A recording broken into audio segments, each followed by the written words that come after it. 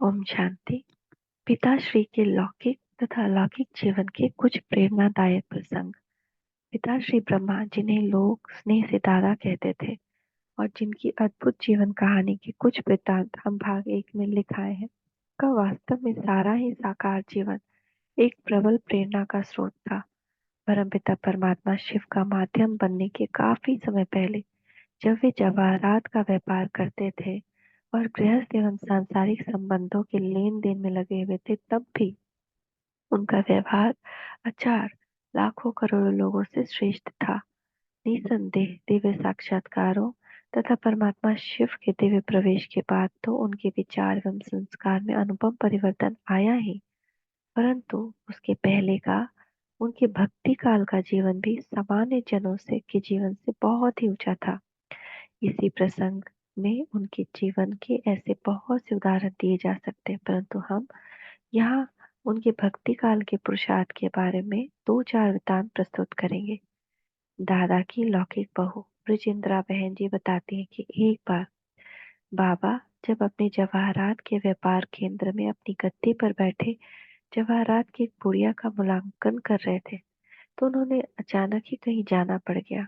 दादा अपनी गद्दी के सामने रखे शीशे के एक बक्स पर वह पुड़िया यूं ही खुली छोड़कर अपने व्यापार स्थान पर चले गए, क्योंकि उन्हें ख्याल था कि चोरी की घटना तो घटेगी नहीं, कारण कि उनकी दुकान पर कार्य करने वाले लोगों में उनका पूर्ण विश्वास था।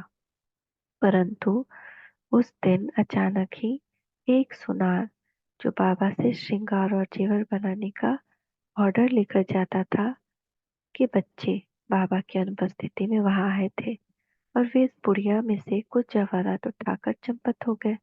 जब बाबा वापस अपनी गद्दी पर लौटे और पुड़िया में पड़े जवाहरात से उनका काम पड़ा, तो उनकी पैनी दृष्टि और अचूक स्मृति ने यह तुरंत जान लिया कि उनके उनमें से कुछ जवाहरात निकल गए हैं।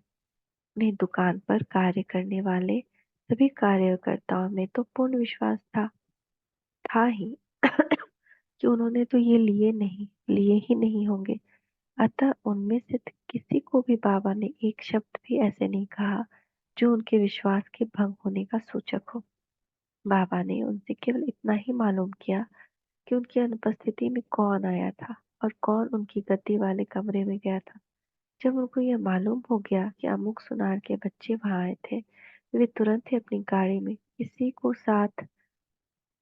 को साथ लेकर उस सुनार के घर पहुंचे। सुनार तो अपनी दुकान पर था और उसका बड़ा बच्चा भी दुकान पर ही था। बाबा ने उसके घर पहुंचते ही सुनार के छोटे बच्चे को बुलवाया और उसे प्यार से पुचकारते हुए कहा, मीठे बच्चे, तुम्हारा बड़ा भाई जो हमारी दुकान पर तुम्हारे साथ आया था, कहता है कि हीरो की पुड़ियों से जो हीरे तुम दोनों ले आए हो वह दे दो। यह सुनते ही वह बच्चा हक्का बक्का रह गया और क्षण भर बाद बोला, वह मुझे तो कहता था कि बाबा को मत बताना, और उसने खुद बता दिया। ऐसा कहकर वह एक क्षण चुप रहा, फिर अंदर जाकर पुड़िया ले आया।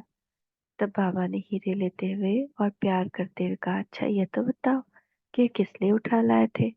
उसने भोलेपन से कहा कि हमने सोचा इन्हें हलवाई के हवाले कर आज हम अच्छी तरह से मिठाई खाएंगे।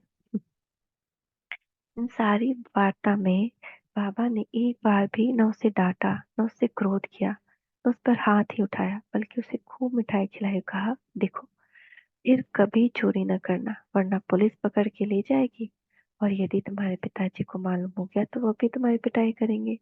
ऐसे अनेक वृतांत इस बात को सूचित करते थे कि शिव बाबा की प्रविष्टा के पहले ही बाबा बहुत धीरज और शांति से व्यवहार करते थे। हम लोग क्या करेंगे? हम लोग तुरंत गुस्सा हो जाएंगे, ये क्या कर रहा है, ये कैसे बिना पूछे उठा लिया। छोटा छोटा बात पे भी कितने हम लोग ये हो जाते हैं ना। तो कितना धीरज उस समय, इसीलिए तो इतनी बड़ी पदवी पाते हैं बाबा। महान आत्मा में महान बल भी होता है। तो हम शिव बाबा की प्रविष्टा के पूर्व काल में बाबा की मानसिक भूमिका की बात कर रहे थे और यह बता रहे थे कि उन दिनों भी बाबा अथवा दादा अपने मन वचन कर्म की शुद्धि पर ध्यान दिया करते थे। एक बार जब इस ईश्वरीय विश्वविद्यालय का मुख्यालय कोटा हाउस में था, तब की मुझे एक बात याद आई। तब बाबा की अलौकिक पत्नी जसोदा जी ने मुझे एक बात सुनाई थी। जसोदा जी बोली, एक बार मेरे यहाँ मेरी स्टेप मदर सौतेली माँ आई थी। मैं अंदर थी। बाबा ने मुझसे कहा, जसोदा तुम्हारी स्टेप मदर आई है। बाबा के मन में कोई ऐसा भाव नहीं था, पर उनके मुख से अनजाने में ही ये शब्द निकल गए थे। खैर, कुछ समय वहां बैठकर जब से जाना था तो वो चली गई। रात्रि को जब बाबा घर में आए तब मैंने कहा, अब भोजन लिया है? बाबा ने कहा, नहीं। तब मैंने पूछा, क्यों? अब खाने का समय तो हो गया है। तब वे बोले, आज मैं भोजन नहीं करूंगा, क्योंकि आज जब आपकी लौकिक माता जी आई थी तब मैंने आपसे कहा था कि आपकी स्टेप मदर आई है। आपकी माता जी ने ये सुना होगा तो उन्हें दुख अनुभव हुआ होगा। उनकी दुखानुभूति का स्पंदन मेरे मन को स्पर्श कर रहा है। अब जब तक मैं उनसे क्षमा न मांग लूं तब तक मैं भोजन नहीं करूंगा। ऐसा है कोई आज के जमाने में? कहने के बावजूद इस रात्रि को बाबा बिना भोजन किए ही सो गए। दूसरे दिन अमृत वेले मुझे साथ ले बाबा अपने ससुराल में गए। बाबा को देखकर उनके ससुराल वाले भी सभी लोग बहुत खुश भी हुए और कुछ सोचने भी लगे कि इस समय अनासी बाबा कैसे है। जब मेरी माता जी आए, बाबा बोले, कल आपके वहां आने पर मैंने ठीक शब्द नहीं बोले। अवश्य मेरी बातें सुनकर आपको मानसिक कष्ट हुआ होगा, उसके लिए मैं आपसे क्षमा मांगने आया हूँ। मेरी स्टेप मदर घूंघट किए हुए थी और वे घूंघट में ही मुझसे कह रही थी, ऐसी तो कोई बात नहीं। इतना कहकर वे चुप हो गई। बाबा ने कहा, नहीं नहीं, आपको मेरी बात बुरी अवश्य लगी है। तब मैंने भी कहा, माता जी आप स्पष्ट बता दीजिए ना, कल रात से इन्होंने इस बात के कारण न खाना खाया न दूध पिया। अब भी अगर आप नहीं बताएंगी तो हो सकता है प्रायश्चित के रूप में खाना ही लगा है। यह सुनकर कहा, और तो कोई बात नहीं, परंतु इन्होंने आपसे यह जो कहा कि आपकी स्टेप मदर आई है, मुझे नहीं भाया। स्टेप मदर यह नाम खराब है ना। मैंने सोचा कि मैं आपसे व्यवहार तो ठीक ही करती हूँ, तब मालूम नहीं कि इन्होंने मुझे ऐसा नाम क्यों दिया। उनका वाक्य पूरा होते ही बाबा ने झुक कर कहा, मुझे माफ कर दीजिए। इस प्रकार से जसोदा जी ने मुझे बताया कि अपने दामाद के ऐसे सब सुनकर मेरी माता मेरे पिता दोनों रोने लग गए, क्योंकि उन दिनों यह रिवाज था कि सास ससुर ही दामाद को सम्मान करते थे। तब मैंने भी उनसे कहा कि अब माफ कर दो। इस प्रकार जसोदा बहन जी ने मुझे बताया था कि यद्यपि सिंध के भाई बंधुओं में तो ये रिवाज था कि कई बार लोग बात बात में कुछ शब्द कह देते थे, परंतु बाबा की विशेषता थी कि अनजाने में भी उन्होंने स्टेप मदर के जो शब्द कहे थे वे भी उन्होंने नोट किए थे। बाबा के निकटवर्ती संबंधियों से जब हम बाबा के ऐसे जीवन व्रत सुनते हैं तो उससे स्पष्ट प्रतीत होता है कि शिव बाबा की प्रविष्टा से पहले दादा दिनों दिन अधिकाधिक अंतर्मुखी होते गए थे और कुछ गहरे स्वचिंतन में लग गए थे।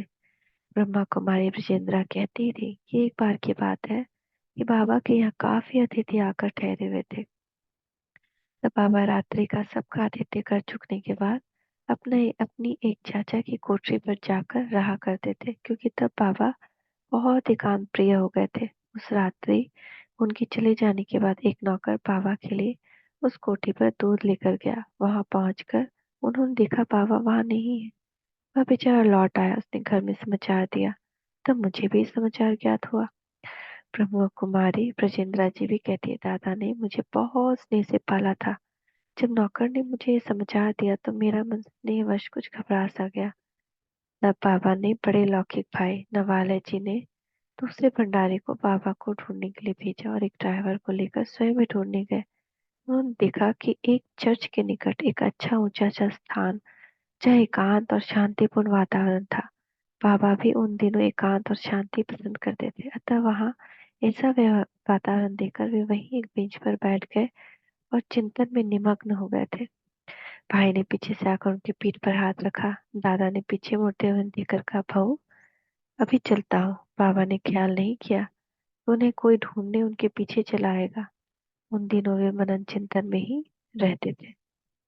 विजेंद्रा जी कहती हैं कि दूसरे दिन बाबा ने चाचा की कोठी के महाराज को हमने कहा, जब बाबा उस कोठी पर नहीं थे तो आपको चाहिए था कि हमें बताए। वह बोला, राधा जी क्या बताओ, वह तो सारी सारी रात तपस्या में बैठे रहते हैं। विशेष तौर पर चांदनी रात को तो वे काफी देर तक प्रभु चिंतन करते रहते हैं।